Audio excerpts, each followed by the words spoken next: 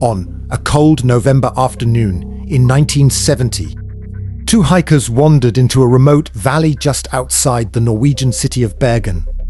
It was a place locals knew well. Steep, rocky slopes, thick pine forests, narrow trails that disappeared into the mist. Nothing suggested that this ordinary hike was about to become one of Europe's greatest unsolved mysteries. Then, one of the hikers noticed something unusual lying among the rocks. At first, it looked like discarded clothing, but as they moved closer, they froze. The body of a woman lay on the ground. She had been badly burned. Her face was almost impossible to recognize. Around her were strange objects scattered across the hillside. An umbrella, or wristwatch, a pair of rubber boots, fragments of clothing, and empty bottles that smelled strongly of petrol.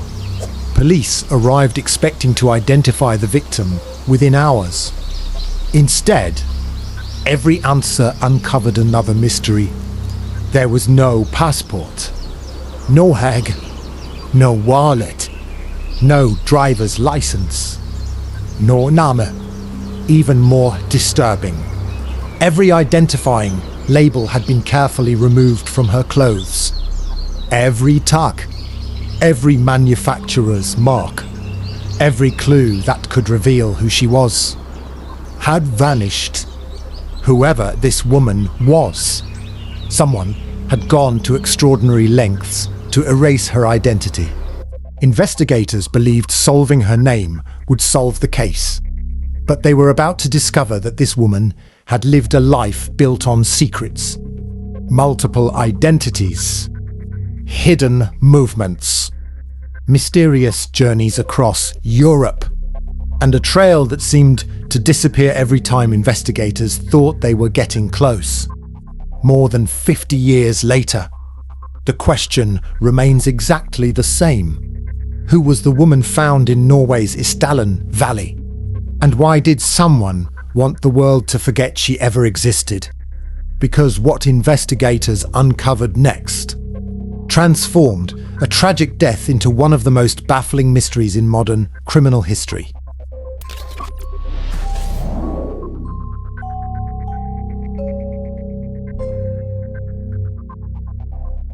The emergency call reached the Bergen police during the afternoon of November 29, 1970.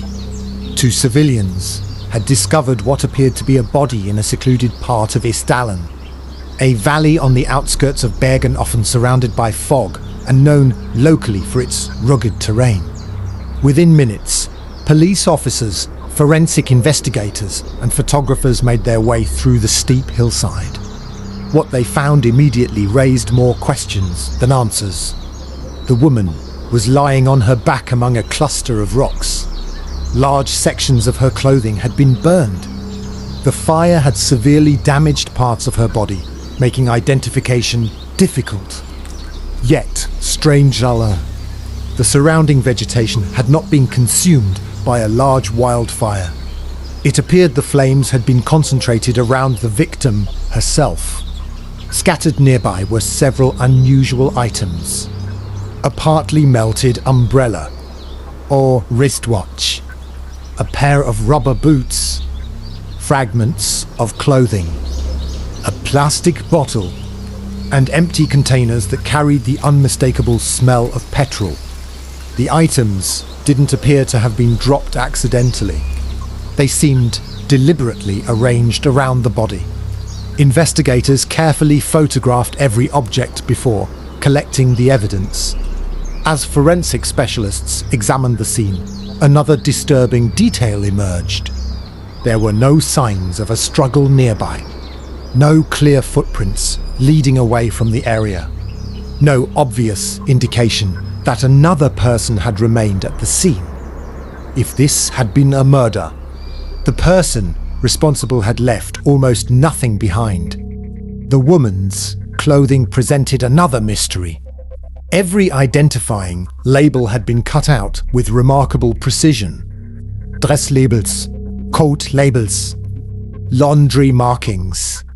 Even the labels inside her shoes had been removed. This wasn't random damage caused by the fire. Someone had intentionally erased every trace of where the clothing came from. It was meticulous, calculated, almost professional. Police searched her pockets, hoping to find a passport, a receipt, a key, or anything that could reveal her identity. There was nothing. No driver's license. No family photographs. No letters. No personal documents. Nothing that explained who she was or why she had come to this isolated valley. News of the discovery quickly spread across Bergen. Residents were stunned. Missing person reports were checked. Hospitals were contacted. Neighboring police districts were alerted. No one recognized the woman. No family came forward. No friends reported her missing. It was as though she had appeared from nowhere. Then, just as investigators feared the trail had already gone cold, a discovery at Bergen railway station changed the direction of the entire investigation. Locked inside 2 abandoned suitcases were secrets that would transform an unidentified victim into one of the most mysterious figures in modern criminal history. At first, the notebook looked ordinary. Its pages contained short combinations of letters and numbers. No names, no address, no complete sentences, just rows of seemingly random codes. To most people that meant nothing. To investigators, they were the key to understanding the woman they were trying to identify. Police began comparing the coded entries with hotel records, train schedules, and border crossings across Europe. Slowly, the pattern emerged. The notebook wasn't encrypted to hide secret messages. It was a travel log. Each coded entry represented a place, or died, and the identity she had used while staying there. As detectives worked through the notebook, they reconstructed an extraordinary timeline. Over the previous months, the woman had travelled through several European countries, including Norway, Belgium, Switzerland, France, and Germany. She checked into expensive hotels, stayed only a few days, then quietly disappeared before moving to another city. But what truly stunned investigators wasn't where she travelled. It was how she travelled. At each destination, she used a different name, different occupations, different nationalities, different signatures. Yet photographs from hotel registers confirmed it was always the same woman. She had become someone new every time she crossed a border. Some hotel employees later recalled that she often asked for rooms overlooking the street. Others remembered that she changed rooms without explanation. Several witnesses said she appeared cautious whenever strangers approached. One hotel receptionist remembered something else. The woman frequently spoke several languages. She could switch effortlessly between German, French, and English. Sometimes she spoke with an accent. Sometimes she didn't. It became increasingly difficult to determine where she was actually from. As police pieced together her movements, one conclusion became impossible to ignore. This wasn't someone trying to hide after committing a crime. This was someone who had been protecting her identity long before she died. Every journey, every hotel, every false name appeared to follow a deliberate pattern. The notebook hadn't simply recorded her travels. It revealed a life built on deception. Then investigators made an even more astonishing discovery. The mysterious traveller hadn't used 2 identities, or 3. She had lived under at least 9 different names, and none of them belonged to a real woman. By now, investigators had stopped asking one question: who is this woman? Instead, they were asking something far more unsettling. How many women had she pretended to be? As detectives compared hotel records from across Europe, a remarkable pattern emerged. The same face, the same appearance, the same travel habits, but a different identity almost every time. Police confirmed she had checked into hotels using at least 9 separate aliases. Some identities described her as Belgian. Others listed her as French. Some claimed she was from Germany. Each passport carried a different name. Each hotel register told a different story. None of them led to a real person. She also changed the details of her profession. In one hotel, she described herself as a sales representative. Elsewhere, she claimed to be an antiques dealer. On another occasion, she said she worked in fashion. Every identity was carefully constructed, specific enough to answer questions, vague enough to avoid attention. Hotel employees would later remember another unusual habit. Whenever she arrived at a new hotel, she carefully observed the lobby before approaching the reception desk. She rarely allowed staff to carry her luggage. She preferred paying in cash. She avoided long conversations. And when she believed someone had noticed her, she often left sooner than expected. One witness recalled seeing her wearing different wigs on separate occasions. Another remembered that she occasionally dressed differently from one day to the next, as if deliberately changing her appearance. Individually, these details meant very little. Together, they painted the picture of someone who never wanted to become familiar. Someone who lived as though they expected to be watched. Investigators searched international police databases, hoping one of the names would match a missing person, a passport record, or a known criminal. Nothing.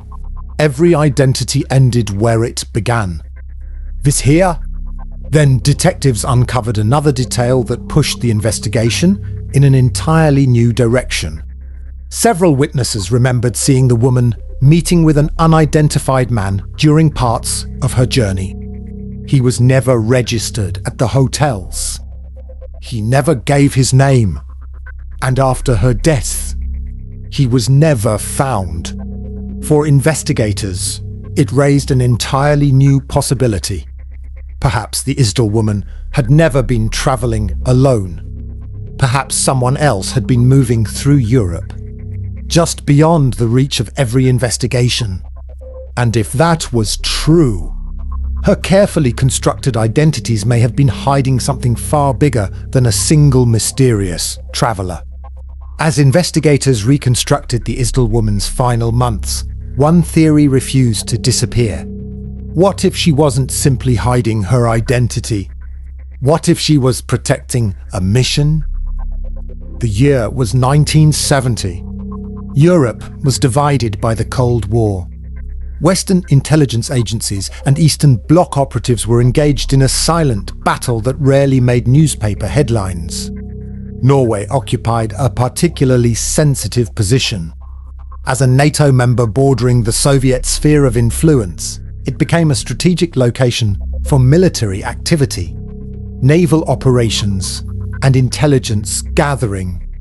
Bergen, where the Isdal woman spent much of her time, was more than a coastal city. It was home to an important naval harbour. Foreign military vessels regularly visited its waters. Nearby, Norway was testing advanced defence systems and monitoring activity in the North Atlantic. To intelligence services, it was a place worth watching. Investigators soon discovered that several of the hotels where the woman stayed overlooked ports, transport routes, or locations of strategic interest. On their own, those details proved nothing. But together, they raised difficult questions. Why had she traveled so frequently? Why did she change identities so often? Why did she avoid leaving behind any trace of her real life? Witnesses added even more intrigue. Several hotel employees recalled that she often appeared cautious when speaking with strangers. One remembered seeing her suddenly stop a conversation after noticing someone nearby. Another described her as constantly aware of her surroundings, scanning rooms before sitting down. A taxi driver later claimed he had driven the woman to isolated locations outside Bergen, places with no obvious tourist attractions. Whether those recollections were entirely accurate remains uncertain, but they became part of a growing picture that investigators could not ignore. Over the years, journalists and researchers proposed numerous possibilities. Some believed she was working for an intelligence agency. Others suggested she acted as a courier, quietly transporting information across borders. There were also simpler explanations. Perhaps she was involved in smuggling. Perhaps she feared someone from her past. Or perhaps she suffered from circumstances that required her to live under false identities. Despite decades of investigation, no evidence has conclusively proven that she was a spy. The espionage theory remains exactly that, or theory, but it is one supported by enough unusual details that it continues to attract attention more than 50 years later. Then, just when it seemed the mystery would never move forward, modern forensic science gave investigators one final opportunity. Could technology succeed where decades of detective work had failed? For decades, the Isdal Woman remained trapped in the past. The investigation had exhausted witness interviews. Every known hotel had been revisited. Every alias had been traced. Every major theory had been debated. Yet the most important question remained unanswered. Then, advances in forensic science gave investigators a chance to look at the case through a completely different lens. Evidence collected in 1970 was re-examined using modern DNA technology that simply didn't exist when the body was first discovered. Forensic specialists analyzed biological samples that had been preserved for decades. Scientists also turned to isotope analysis, a technique capable of revealing clues about where a person spent their childhood, based on the chemical signatures stored in their teeth. The results offered something investigators had waited more than 40 years to hear: new lead. The analysis suggested the woman had likely grown up in or around Central Europe, possibly in a region that today includes parts of Germany or neighbouring countries. It wasn't a name. It wasn't an identity. But it narrowed the search. It also challenged some of the earlier assumptions made during the original investigation. At the same time, forensic artists produced updated facial reconstructions based on the woman's remains. For the first time, the public saw a more accurate representation of what she may have looked like in life. The hope was simple. Someone, somewhere, might finally recognize her. The renewed investigation attracted international attention. Journalists revisited forgotten evidence. Independent researchers re-examined witness statements. Documentary teams interviewed surviving investigators. Newspaper archives were searched once again. Families across Europe compared old photographs with the reconstructed face. Despite the renewed interest, no one could conclusively identify her. No verified relatives came forward. No missing person report matched every known detail. Even with modern technology, the Isdal Woman remained anonymous. More than half a century after her death, science had answered where she may have come from, but it still could not answer the question that mattered most. What was her real name? And why did she spend the final months of her life making sure no one would ever know it? Most investigations end with a name. Or Kortrum. The Isdal Woman's story ended with none of them. More than 50 years have passed since her body was discovered in the remote valley outside Bergen. Investigators reconstructed her final journey. They traced her movements across Europe, recovered her suitcases, decoded her notebook, identified the hotels where she stayed, uncovered the false identities she used, and applied some of the most advanced forensic techniques available. Yet one simple question has never been answered. Perhaps she was an intelligence operative whose identity was protected long after her death. Perhaps she was living a double life that no one around her ever truly understood. Or perhaps the truth was far less extraordinary, hidden beneath decades of speculation, missing records, and forgotten witnesses. What makes this case so compelling isn't just the mystery surrounding her death. It's the mystery surrounding her life. Someone knew her. Someone heard her real name. Someone may still remember the woman behind the false passports and hotel registrations. But if that person has never spoken, the truth may disappear with them. Today, visitors can still walk through Isdalen. The valley looks peaceful, quiet, almost untouched. Nothing about it suggests that one of Europe's greatest unsolved mysteries began there. Yet, beneath that silence lies a story that investigators have never been able to finish. A woman crossed Europe under 9 different identities. She left behind coded notes, carefully erased every trace of who she was. And then, she vanished from history forever. This is Crime Archive. Real cases, hidden truths, untold stories.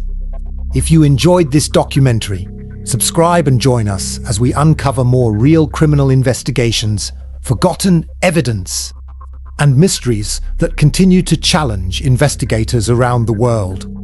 And before you leave, tell us what you think. Do you believe the Isdal woman was a spy? Or was there another explanation for the life she lived?